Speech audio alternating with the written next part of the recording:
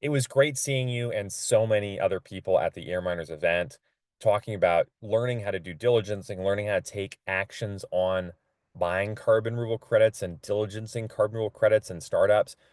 In the last couple of weeks and at this event, what I heard over and over and over again are people are working on big deals behind the scenes, deals for buying carbon or selling carbon removal credits, deals for investment and fundraising rounds, deals for offtakes, right? We just saw Flair in the news with a $30.7 million deal with Frontier.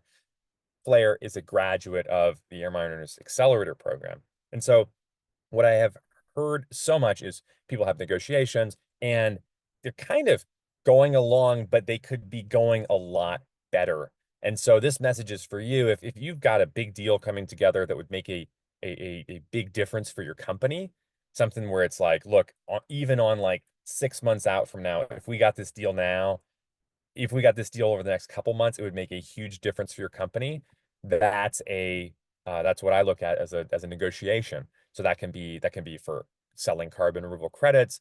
It can also be for raising money for your company. Those are two of the really key negotiations for any startup company in carbon removal. So, we have a negotiations course coming up it's for the graduates from our accelerator program. It actually kicks off on Monday, so it just kicked off.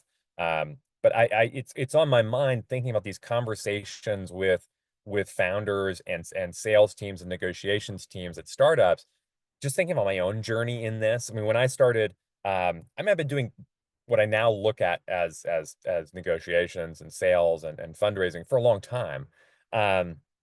But it was really, I'm thinking of this a particular example of there's a big deal that we ended up doing, but it didn't start that way. And it was with, it was over a year of kind of going nowhere. And I'll tell you a bit about what I mean by going nowhere, which is we'd have these calls and gosh, they're awesome.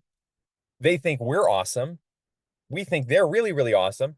But at the end of the calls, we'd always just sort of say, okay, well, keep keep being awesome, right? You're doing this thing, we can't really contribute on that. You're doing this thing, we can't really contribute on that. And it wasn't until I really started, more than just getting the experience, once I started taking a formal approach to my negotiations, that's when things change. And I've talked about building an emotional term sheet, really doing a lot of listening and asking questions to really understand the person that you're potentially working with.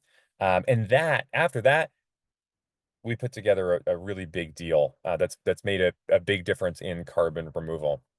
Um, and so I know you have these deals happening, and some of them are coming together. Maybe they're stuck.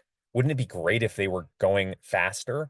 If you've got a deal, whether it's for selling carbon removal credits or for raising money for your company, and you know it could go faster, and it'd make a big difference for your company if it did, and it kind of right now it's kind of dragging, or it's kind of like, it just seems like it's right on the edge of happening.